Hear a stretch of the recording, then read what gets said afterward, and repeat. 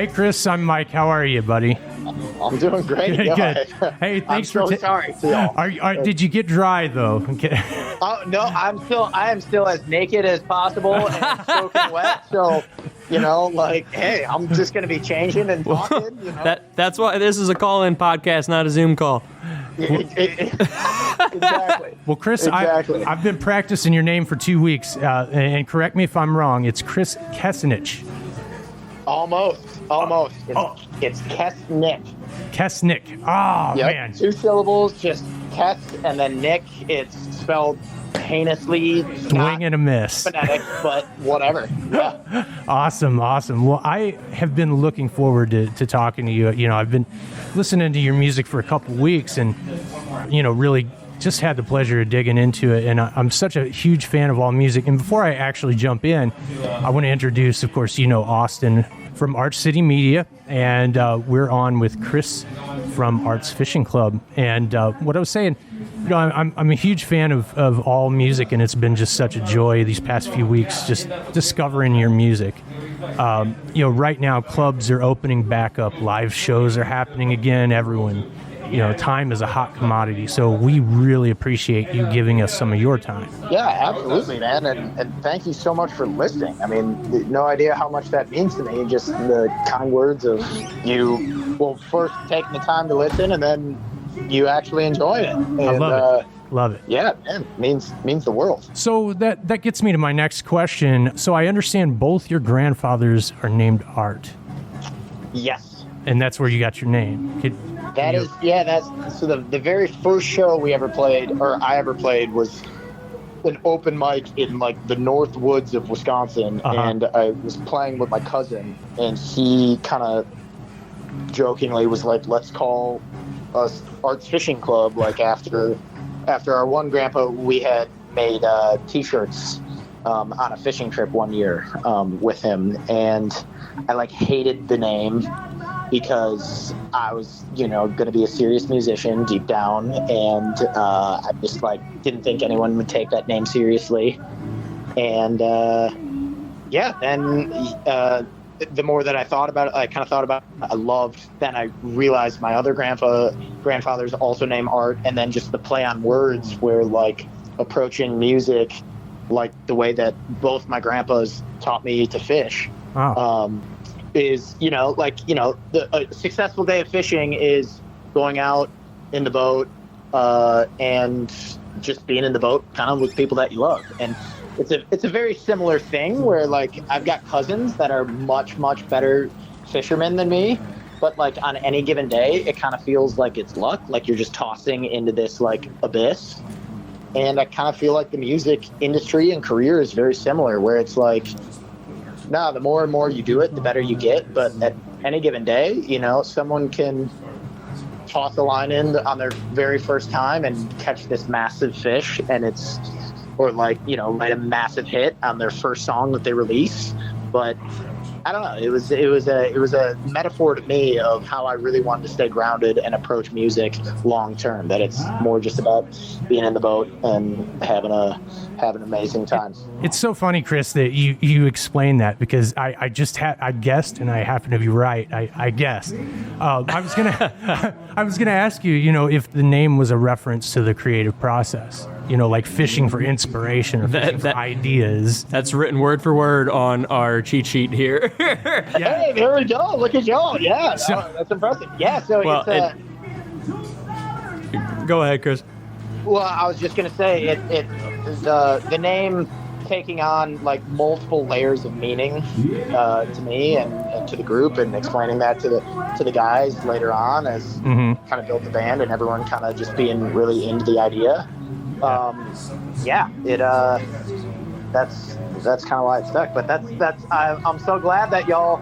There's a reason why we don't keep we don't have it. It's not ART apostrophe S. It's ARTS, and it should really be ARTS apostrophe after. Right. The plural of Arts Fishing Club. But yeah, we kind of knocked that out, much to the chagrin of many people, presumptuous club owners and such that try and toss Yeah. Do any of them just throw an apostrophe in there on you without saying it? all the time. All the time. That's got to be frustrating. That's not your name. It's not, but I kind of love it. Yeah. And I know that we're fucking with some people out there at least a little bit, and so that's I kind of take maybe a little bit of sadistical pleasure in the fact that people are just like tossing that in every time. Yeah.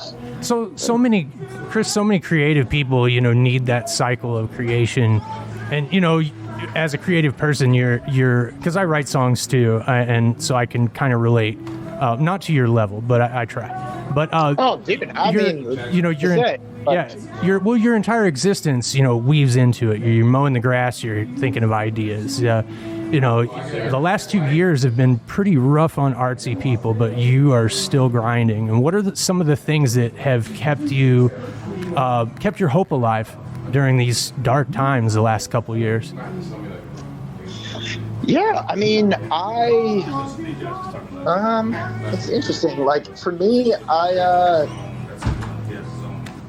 I've never, it never really felt like a crazy dark time. I mean, it definitely dark times in the amount of, other people suffering. Mm-hmm. But I guess for me, and a lot of musicians that music has always been really hard at our level. Yeah. So in a way, all my musician friends adapted so much more and better and quicker and easier, because every single day and every single week for the past handful of years, we've been adapting and figuring stuff out. So that's not to say that there hasn't been real tough times with it, but I felt like it was just okay, this is how we're living. Yeah, for sure. Sweet. Figure out something new or figure out something with it. I will say that. And then we also got crazy, weirdly lucky that we had a bunch of college shows that were already booked pre-COVID that ended up getting, we kind of toured a little bit during that about 6 months into COVID, because the colleges reopened and they put on these shows. They still needed to entertain their students. Sure. And so we did a handful of outdoor, completely socially distanced. We weren't advertising. We weren't bringing anybody out. So it didn't feel like we were, putting anybody at risk any more than they already were to be at the college. Sure. So in a weird way, we kind of, we had a easier, I think, COVID situation where we still played 20, 30 shows in the first year of COVID when nobody else was playing anything, which was very, very weird. And you're lucky to have had that, because losing that money from touring can be really hard, especially, somebody that's still coming up like you guys may have been in 2020. And I imagine that was a huge relief. It was a massive relief, and all of those shows had bid college budget guarantees, so it wasn't about ticket sales. Just, hey, if we show up socially, we're playing outdoor shows, completely socially distanced, and we're taking home a check every time. So it was a massive just blessing for us, and just kind of a lucky stroke of luck. Yeah. That's great. Were you singing all the time in the house, as a kid? Did you sing a lot when you were a child? What kind of stuff? Yeah, I got in second grade, my parent-teacher conference or whatever. That was the big.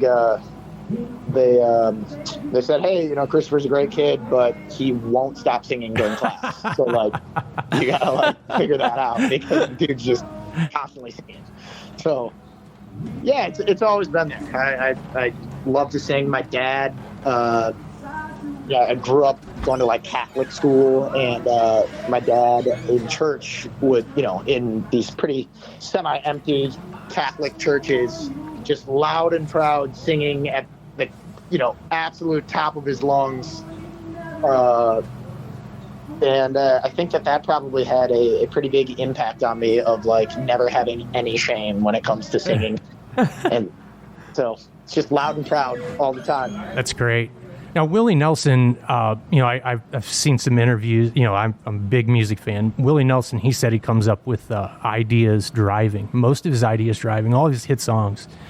Mine is always either in the shower or mowing grass. No hit songs, but I come up with them. Where do you come up with your ideas? When do things pop into your head the most? So it's I almost exclusively write. There's very, very, very few songs that I've ever written like where I had an idea and then I was like, okay, I'm gonna go write music now. Generally speaking, I'm playing guitar and I'm just like free singing, or piano, and I'm free singing, and an emotion or a mood comes up and then I build from there. Gotcha. I'll usually kind of record a voice memo.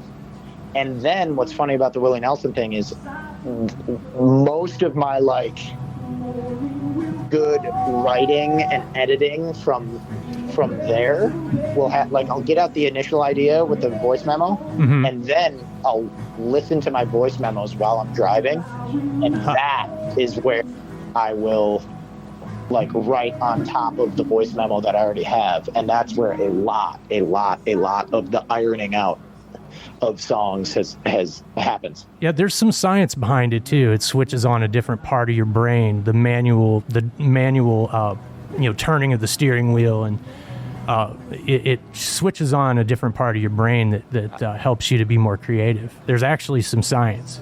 I don't know about the science, but I can attest to that, in that something about driving being priority number one, I have to actively be doing more than one thing at a time for me to feel like I can really tap the full potential or capacity of my brain. I don't know if that makes sense, but I guess driving allows me to get into that creative, deep thought process easier. I don't know. Chris, do you remember what you were doing when you came up with the song Devil on My Shoulder? Oh my gosh, I totally do. I just need to remember because it's been a minute. There is a story about. So yeah, I do remember. I was in a practice room,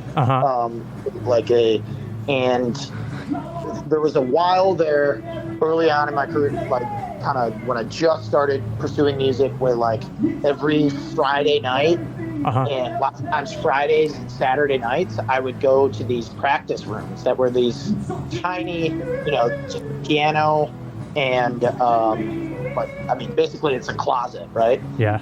And with a piano in it. And on like Friday and Saturday nights, I would go in and just be like so ecstatic because everybody else in the world was going out and drinking and partying and like doing these other things, where I was taking that time to like focus on the thing that like, I was very desperately wanted to do, be a musician. And there was something really empowering about that where it just felt real good. But anyway, I was writing one time and I looked up at the kind of like I was looking out the window, and at night when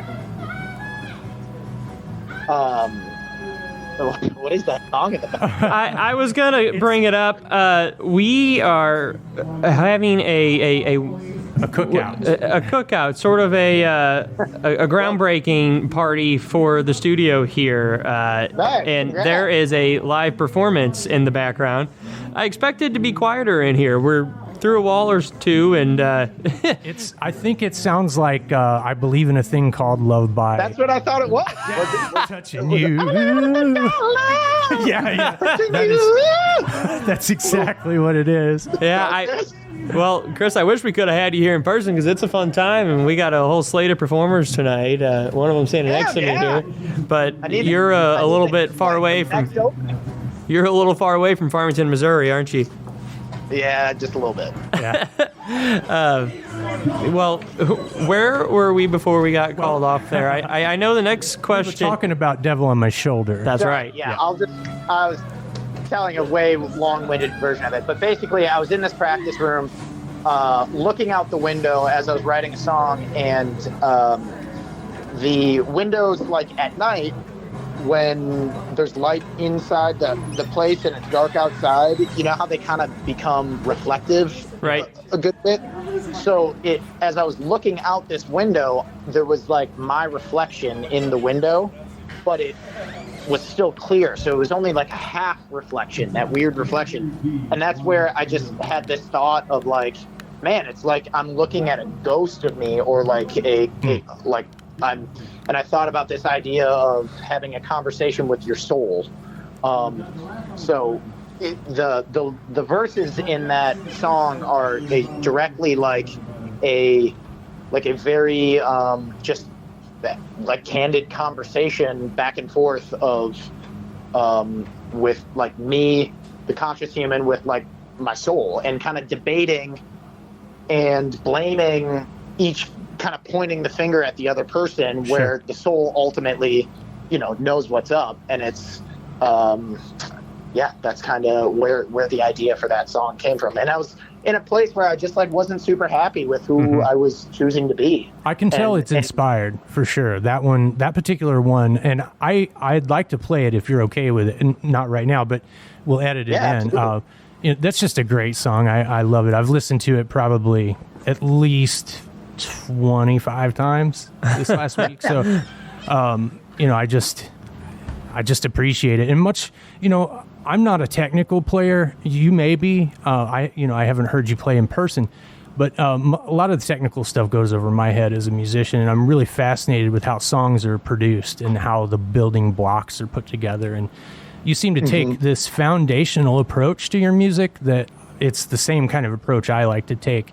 And you let the vocal melody and the lyrics take center stage without anything else getting in the way. And that takes a lot of guts, man. And I just want to compliment you on that, Chris. That's, from musician to musician, that's just fantastic. And I just really have been enjoying your music. I hate to be a fanboy, but appreciate you.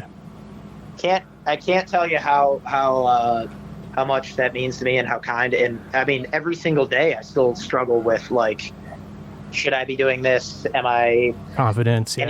Confidence is hard to come by no matter what you're doing. What'd you say? Confidence is hard to come by no matter what you're doing. Definitely. Yeah, and not to say that I'm not confident, because I am, but it's a struggle, man. It always is. So any encouragement at any point, like, man, it truly means a lot. So thank you. I always feel like when you're at that point where you're asking yourself, this is either the best thing I've ever heard or the worst thing I've ever done, and you can't decide which one it is, you're at peak creativity. That's what I when I think you're hitting the peak flow right there. Well, I love that. What I love is when, and there's so many examples of this, but the biggest one I'll go to would be Lynyrd Skynyrd, where Sweet Home Alabama is far and away undoubtedly their most popular song. But if you ask the band, they would put it nowhere near the top in terms of their best song, what they enjoy playing the most, or what they think has the most musical value to it. And that's just the first example that comes to mind, but there's so many of them. And I wonder, Chris, so Tupelo Honey is the first song that I found of yours, and I told you this when we first got in contact, but I was drunk in my garage, and you two played one video after another, and yours popped up, and it was the one where you start with the explanation of your band name. And Mike's nodding his head. You've seen that video too, right? No. Oh, okay. I actually thought you were going to talk about the video in the church, like the big empty, looks like a big church. No, but there's one where where are you in that, Chris? In that video, Chris? I'm in a cabin in the north woods of Wisconsin. I love that. Okay. Well, so I was getting astray here, but would you have expected Tupelo Honey to be, to this point, your most popular song? When you guys wrote it and produced it, is that what you expected? When we recorded it, I knew that there was something to it for sure. And when we recorded it, I felt really strong about it, like with the background vocals and the bass line. I felt like we just really nailed that song for what it is. I in no way have ever thought that that's like our best song, or in the sense of like kind of like what you were saying. I understand that it like probably has the most commercial appeal, or it's easy listening for people. Where I think I tend as a writer to be writing about a lot more like darker or like struggle or certain things, where that song's just like, man, you can toss it on, and for a lot of people, you know, it's just very feel good. Absolutely. So I think that's where I kind of understood that, like, oh man, I think this one will probably do well. But no, I have been very surprised in the sense of, I guess, that one growing at the rate that it has versus the other ones kind of just being, yeah, I don't know. It's interesting. It's a wild, no idea how it's all working out there. Well, and I think many people are guilty, and I will exclude myself from this, pat myself on the back a little bit, as I imagine that you could say the same of for you, Mike, here, but there's a difference between listening to music and hearing music and comprehending music and understanding it as it was meant to be. And that difference is often why you hear, let's say, songs on the radio. The radio doesn't really care about the value behind music, the stories being told, as much as it does what are people going to want to listen to mindlessly. But to expand further on the previous question, what do you think is your best song then? I would say that changes. There's some that are, it really does change. There's some that are, I think, there's a song, the one in the church, With Us All. That one feels like it's maybe the most important song that I've ever written. And that song is called With Us All. Yeah. That one's called With Us All. That one feels like, you know, the things that are being said in it are just really, I don't know, just an important exploration, I guess, for me, and hopefully, you know, I guess for the world. Well, like Elliott Smith used to say, you know, when an artist loves their own music, there's something naturally compelling about it. And I could just really tell that you love what you do, and that's a great song, With Us All. I didn't mean to cut you off, Chris. I apologize, sir. No problem. I appreciate it. But there are others that I really, really love. I mean, we've got a lot of new music that's unreleased, and that's going to be coming out. So I probably am guilty of thinking, you know, the new ones are always the best ones in a way. Well, and you have to, at least for the sake of hope. Yeah. Yeah. Well. Yeah. Chris, just improvement. Chris, do you mind? Are you at liberty to give a date on that new music coming out? When it can be expected? Oh man, I trust me, I would if I could. If I had a date. We were trying to release our first single, Space Cow, in June 24th, but it looks like we're getting pushed back a little bit again. So it's TBD. Okay. But very soon. The first single should be out within 2 months at the latest.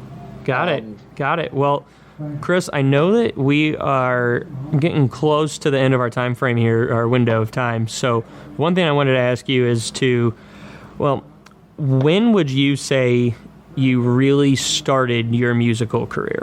When did you start getting serious? What was that timeline like? Yeah, so I always knew I wanted to be a musician, like deep down, like, first grade. What's your dream job? Like musician, rock star, blah blah blah, right? I don't like the word rock star. I think that's how my little kid version, interpreted it, but musician is what I always wanted to be. It wasn't until, and so in high school, I started really working at it behind the scenes, but not sharing it with anyone. And even in college, I started taking a lot of, like, all my electives were music courses. But it wasn't until I got to live in Vienna, Austria, my junior year of college. I got to do like a study abroad program. Very cool. And then I stayed for the summer, and that study abroad program was a program that was both business, which is what I was majoring in, and it was mixed. It was half business and then half like these classical musician students. And I started my first band with some of those students, and that was the first time that I'd ever really had any strong positive reinforcement from other people or musicians. Which is so important to have. Yeah, and every single one of those kids were like, no, we understand that, our career, our job is like not necessarily going to be the best paying or like the best quote unquote return on investment in terms of money and stuff like that, but we're going to be playing music every day for the rest of our lives. And that blew my mind open, because I hadn't really been exposed to a community of people like that yet.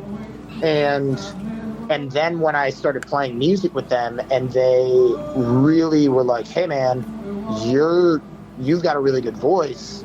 That isn't something that you can just like, practice. Like the tone of your voice is really cool, know. Which leads... Sorry. Never had any of that feedback before. So that, and then I started playing on the street and making like, $100 to $200 in an hour or two, because the euro coin was, so all of that whole summer like blew my mind open, and I was just playing and writing every single day and making money on the street, and decided, okay, no, I'm doing this forever. Once I made some money doing it for the first time, that kind of gave me a whole nother sense of bug, where it was like, man, this feels really good. Beautiful. So speaking of your voice, Chris, when I'm hearing you speak, I don't hear it, but when you sing, you got this kind of twang to your voice. Where you get that?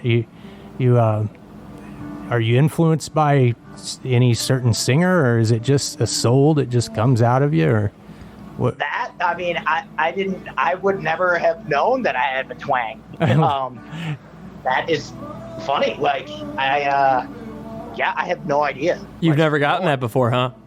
It's beautiful. Not a twang. I mean, a twang in Tupelo, in that recording of Tupelo Honey, I can hear it. Yeah. I heard there have been some people that have covered Tupelo Honey. Mm-hmm. And when I heard their covers, I was like, what are they doing vocally? And then I listened to them, and then I listened back to the track, and I was like, holy shit, that's what I'm doing vocally. It's wonderful. Wonderful. And I guess I just needed to hear it through someone else to like identify that twang. But that was completely unintentional. Yeah, I don't know. Well, don't lose it, because it's working out. It's working out, my man. Well, I appreciate that. Yeah, I couldn't tell you. I think I just am singing the way that I don't know, whatever is coming out. It's definitely not intentional. Beautiful. Well, Chris, I asked, and you explained that your music career, I guess, budded in high school, started coming to fruition in college. At what point did your band members that you're playing with, touring with now, come into the picture, and can you tell us a little bit about them briefly? Yeah, no, well, so it's funny because Arts Fishing Club has definitely shifted a lot in terms of band members. I think that's pretty common. Yeah, well, and so that was something that caused me so much stress and pain early on, because I've always grown up and I've always admired bands. Like this is the group of, 3 or 4 or 5 people, and they love each other and they're with each other all the time, and it's like these are the people, right? And so that's always what I envisioned. And early on in the career, that's what I really, really wanted.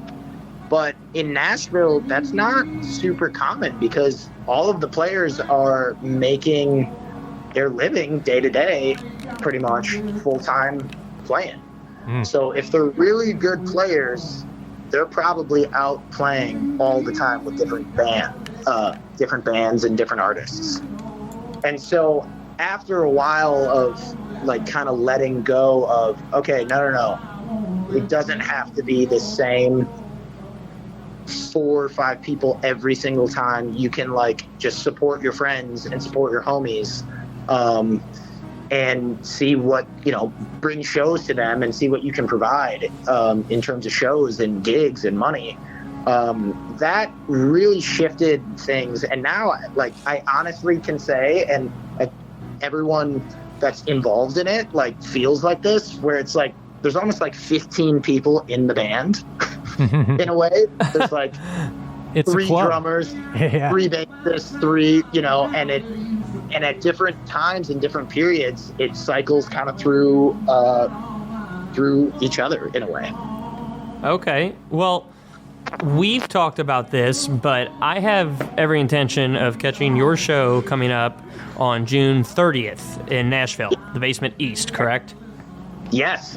And that's going to be with A.G. Soley and Sam Johnston. Did I get that right? Yep.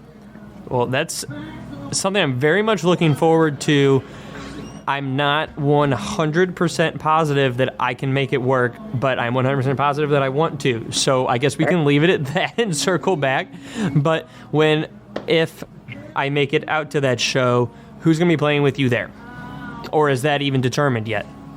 It's mostly determined. No, I think it is fully determined. So Brian Kempson has been our longtime drummer, and like Brian's been, our main drummer for a very, very long time now. He was kind of like, when I heard him play, my mouth just fell open and I was obsessed. And I walked up to him after the gig that I saw him on and was like, hey man, will you play with me? He plays with so much joy and just plays very aggressively, and I just love it. I love the energy that he brings. So Brian Kempson on drums, Chancey Land on bass. So Chancey's been in the band in many capacities, and in the past year has really, really kind of been in the band in a big way. I would say the past 2 years. And then a guy named Chris Dunkley on guitar, and then Bobby Steinfeld on keys. Beautiful. That sounds like an all-star cast. Yeah. I like how it really is a club. It's a rotating cast of characters. I love it. Yeah, it's been really fun how, like, that was an unintentional thing with the name, but it kind of, how it's organically kind of started to be like, oh no, like we are actually kind of just like a club, where it's 15 kind of people at this point, where I very much view them as a band member, and that'll change eventually, hopefully as we're doing bigger and bigger things. Like, I would imagine that we'll have to really kind of lock in the group that is doing it full time, all the time, every year, right? But even still, man, like, just so many of these guys love different music and different genres and different things, where it's something where, hey man, like, if you can use Arts Fishing Club and then get on the John Mayer gig or get on another gig, like, obviously that's a huge one, I'm not kidding.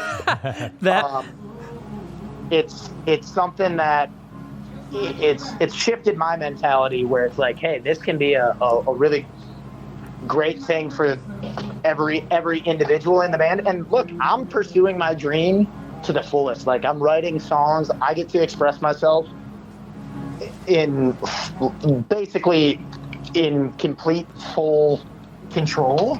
And as band members, they don't necessarily, right? Like, they do when they're writing songs and co-writing, but I write a lot of the lyrics, and there's a lot of direction that comes from me. So one way that people in bands express themselves is by playing with artists that they really, really love the genre or the music. So I don't know. It's been a cool letting go of trying to control the situation and gripping the relationships too tightly, and more just being like, hey, how do I help and empower these people that I love as much as possible? So it's been fun. Chris, I love that John Mayer comment, because that seems like the best comparison I could think of off the top of my head right now for you and your music and what I think you want to be with your music. And I think we ought to start a Twitter campaign or something and get you opening for him. Oh man, that would be that would be an absolute dream come true. Our bassist, actually, Chancey, who I was just talking about, he's playing with another artist in town, Maddie Diaz, and I'm pretty sure. I think I know the name. That I swear I've seen her on Twitter. Oh, she's an incredible songwriter, man. Mm-hmm. But there's a chance. I don't know. I'll stop talking. Well, Chris, I know that you've got supper any minute here now, and I hope that you're at least close to there, if not there already. Have you been in the car? I just hopped in the car, and I'm just getting a text right now that says it got bumped to 7:15, so I'm in no rush. Good. Beautiful. Well, I wanted to give you enough time to get there and I guess bring this towards a close here, but I want to ask, is there anything you want the people that tune into this podcast to know about you, your music, Arts Fishing Club, what you guys have in store? I mean, nothing too crazy. Just support people. I would say just try and be encouraging of any artist out there. Like, and something that, I don't know, I hear people tearing down musicians at times, like saying, oh, they're trash, like stuff like that. And it's like, man, they're putting themselves out there. Yeah, so your opinion's trash too. The more and more that people can just recognize that, and just, if you're at a show, buy the t-shirt. You know, if people need as much help as they can get, and it takes a lot to do this. And it's a huge goal of mine with Arts Fishing Club to hopefully try and change the music industry a little bit, at least move the needle as we're going, because musicians are very, very undervalued by society in terms of a daily wage and living. People love music more than anything, but the model has just been a little bit it's a little nefarious, I think. And and it's funny, when I was a kid, I remember my mom, she'd ask me, did you make any money on that gig? And I was like, it's not about the money, Mom.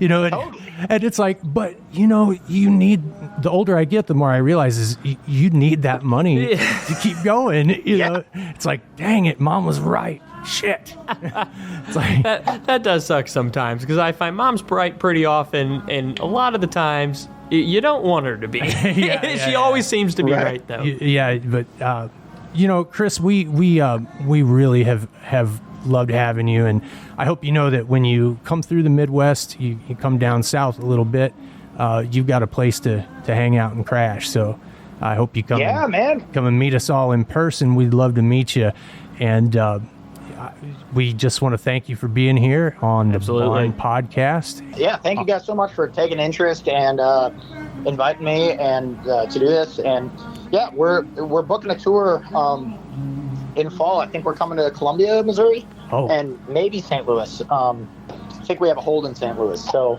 do you know the name of the venue in Columbia? Is it the Blue Note?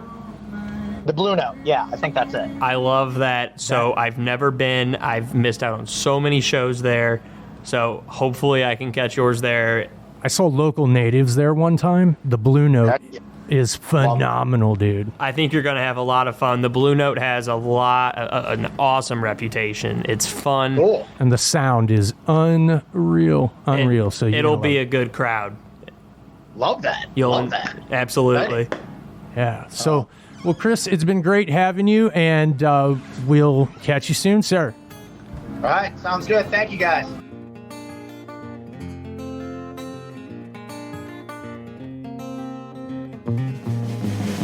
Maybe I never loved before. Oh, maybe you're just something more, but baby, I'm on the floor. Shaking for your love. I find myself buying for attention. I find myself eyeing with apprehension any man in your affection. I'm shaking for your love.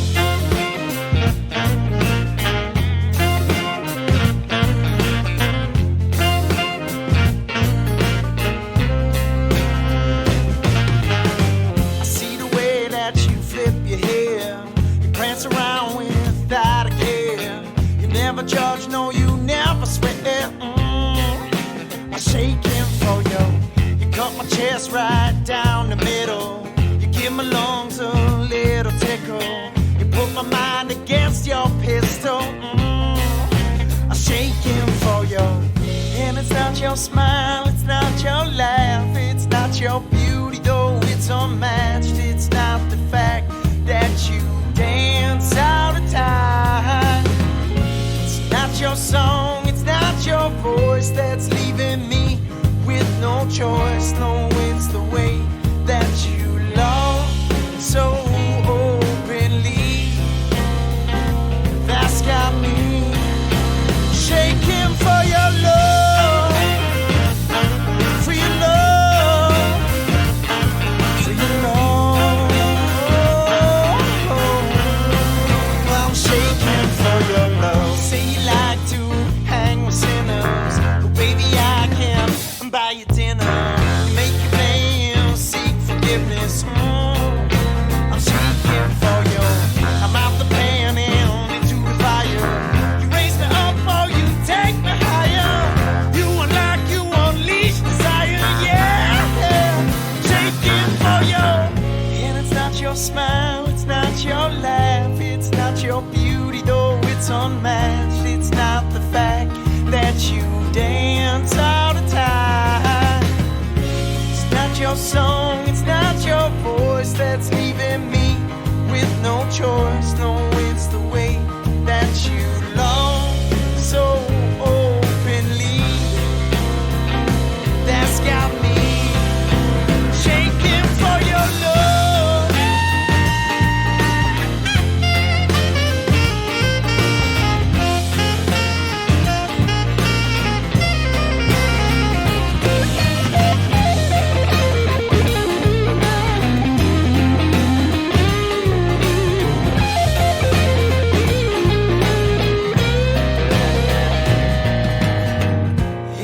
Your smile, it's not your laugh, it's not your beauty, though it's unmatched. It's not the fact that you dance out of time. It's not your song, it's not your voice that's leaving me with no choice. No,